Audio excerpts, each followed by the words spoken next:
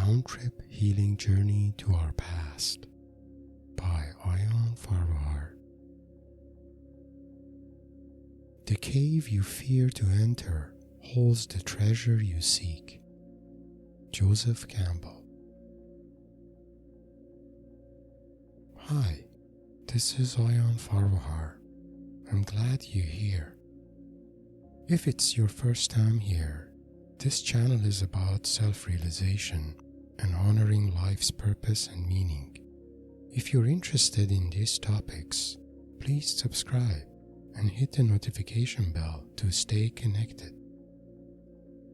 Today, I would like to invite you to view your life in 3 chapters: your past, your present, and your future. Which one of these can best describe your current focus in life? Is that your past and what you have gone through so far in life? Is that the present and how you currently experience life? Or is that your future and the person you hope to become? Some of us are more focused on the past in search of answers or emotional resolutions of challenging experiences we had in the past. Alternatively, we may focus more on the present because we either live a very busy life filled with routine actions, or just in contrary, live a calm and spiritual life that invites us to live in the moment. Lastly, we may find ourselves much more focused on the future, for example, by being goal-oriented or forward-looking toward things that are yet to come. As you notice which one of these could best represent your current focus in life, how do you feel if you end up living the same life you live now until the end of your life? Do you think you would feel satisfied with the life you lived or what you have done in this world? Are you able to find purpose and meaning in the life you lived? These questions may seem philosophical, but thinking about them help us see our current life from a different perspective. To me, our past, present, and future are inseparable dimensions of our being, like the chapters of a novel that can only make sense when past, present, and future all come together as a harmonious and meaningful journey. The content of our today's presentation can be summarized in the following points. Whether we notice it or not, our past holds the key that unlocks our greatest transformation in life. To unlock that transformation, we must first heal our past. Our present and future can only find their true meaning only after we healed our past. Let's contemplate on these. Importance of our past to our present and future. What is the relationship of our past to our present and future? From the perspective of our rational mind, past is already behind us, so there is no point to even think about it. That is probably why leaving our past behind is a popular message to hear. But in my opinion, our past holds the key to our freedom and the best possible future in our destiny. So our path to future should start with a round-trip healing journey to our past. But what makes the past so important?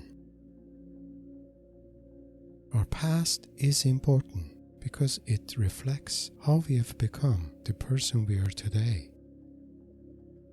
It is the database of all of our life events and their emotional traces that collectively shaped our current personality. It is useful to view our past in two parts: the events that happened and the emotional loads and traces they left behind within us. It turns out that our personality and core beliefs in life are mostly shaped by these emotional loads and traces, often going back to a handful of events when we were much younger. Let's consider an example to clarify what I mean by emotional loads and traces. Julia's sensitivity. Julia is a caring and intelligent person, but she has some sensitivity to situations when people misunderstand or misinterpret what she says. When people don't understand her, she gets agitated and angry, reacting in a way that is not representative of how she has known herself to be. Julia has become self-conscious about this sensitivity and accepted it as a part of her personality. People close to her have been in receiving end of her agitation and anger and are no longer comfortable interacting with her or asking her questions. Let's contemplate on this example. What does make Julia get so angry when people cannot understand her? If she is open to explore this part of her personality, she may find out that this sense of anger has been with her for a long time, going back to when she was in elementary school. She may remember that day in her elementary school when she was wrongfully blamed and punished for an accident which was caused by her classmate. She remembers that she tried desperately to explain to her teacher that she did not do anything wrong. But no matter what she did, the teacher did not believe her, so she could not clear herself from the blame and felt unfairly treated. This made a part of her really angry toward her teacher who did not understand or believe her. As you can see, the emotional loads of that event in Julia's past is still with her. She might have long forgotten that event, but the anger she experienced in that day is still somewhere within her. The key point here is that extreme emotional loads and traces related to painful events in our past do not simply go away. Even if we consciously chose to forget the events themselves, these extreme emotions remain within us, waiting to re-emerge every time we find ourselves in situations reminiscent of those past events. In case of Julia, the angry part within her re-emerges every time she feels being misunderstood, making her react in a way she reacted back then. Unless Julia chooses to heal the emotional loads of that event, she remains subject to her anger and how people around her choose to interact with her. Why simply leaving our past behind is not enough. As grown-ups, our life is constantly in full motion, so we have to learn to be practical and rational about challenges we face in life. But we are also sentient beings and emotionally tuned to our environment and interactions at all times. So no matter how rational or in control we feel we are, emotional impulses always find a way to take over, and once they do, our intelligent and rational mind becomes obsolete and out of commission. One moment we are in full control, and in the next we are overwhelmed by emotions, feeling upset, angry, frustrated, discouraged, and so on. Contrary to common wisdom and beliefs, simply leaving our past behind before healing its emotional loads is not enough or as effective as we may think. Of course, we can always try to forget the past, but we continue to carry its emotional loads and traces within us without even noticing it. These emotional loads and traces continue to affect our emotional well-being and decisions in life. So in order to truly leave our past behind, we need to first heal its emotional loads within us. Living in the present. So far we have talked more about the past and how it has shaped who we are and how we see the world today. But our rational mind does not care much about this, because life goes on and we also need to find a way to move on. Our rational mind does that by making our life either present focused or future focused. Let's contemplate on what it's like to be present focused. When we are present focused, we live in the present moment.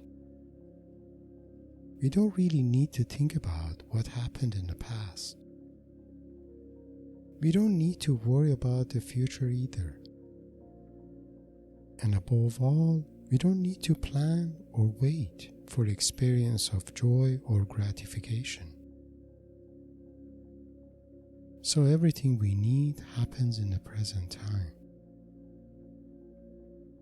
There are often two common ways we can live in the present. We either become spiritual, especially traditions to promote stillness, meditation, or being present in the moment. Or live a busy life through daily routines, activities, habits, active lifestyle, following news and current affairs, entertainment, leisure, etc. Living in present is attractive and appealing because it leaves us no time to think about anything beyond what's important today. When we live in the present, both the past and the future become insignificant and even irrelevant. Living toward the future. As we saw, living in the present is attractive because it keeps our mind away from painful events in our past and unknown events in our distant future. This works for most of us, but for some of us, especially in the first half of life, focusing on future is more attractive.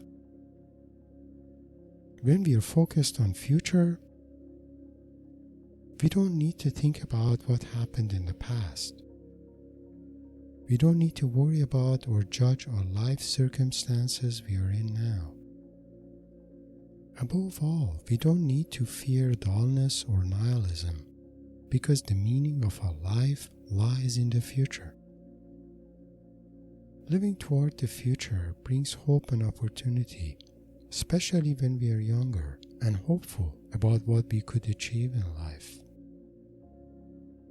But as we get older, entering the second half of our life, the hope and prospects of an ideal future gradually fade away. That is why most people nearing 40s experience midlife crisis to various degrees. The reason is that in the first half of our life, prospects of an ideal future keeps us alive and agile. But once we reach midlife, these prospects are either have materialized or lost their potentiality and attractiveness. As our future prospects fade away, our past and present dimensions of our life re-emerge for some needed attention. So it appears that no matter how far we can get from our past, either through living in the present or toward the future, our past always finds its way back to us in search of redemption, resolution, and emotional healing. This is why we need to embrace and heal our past before we can experience fullness in life. Healing our past for our best possible future. To experience fullness in life, we humans need 3 elements in our lives. I defined these 3 elements in one of my earlier presentations linked here as having peace, purpose, and meaning. Having peace is about achieving a lasting state of inner peace and emotional well-being.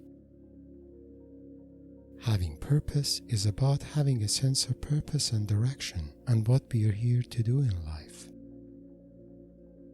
Having meaning is about knowing the spiritual relevance of our existence in this world. Without healing our past, we cannot find lasting inner peace and emotional well-being.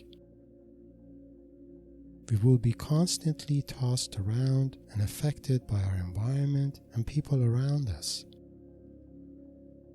Even if we manage to control our environment and make people adapt to nuances of our personality, the relationships we end up having will not be as genuine, because our emotional interactions with others end up shaping our relationships with them.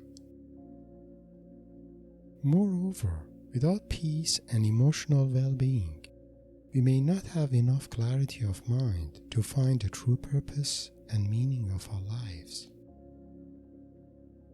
Closing remarks. In closing, I would like to leave you with the core message of this presentation, which is simply an invitation for us to heal our past. This healing is possible through psycho-spiritual journey to our past for answers, resolution, and emotional healing. There are several psycho-spiritual and coaching approaches that help us do that. These are Carl Jung Step Psychology, IFS Self-Leadership, and Psycho-Shamanism or Shamanic Healing. All these 3 approaches facilitate a healing round-trip journey to our past in search of new insights, resolution, and healing.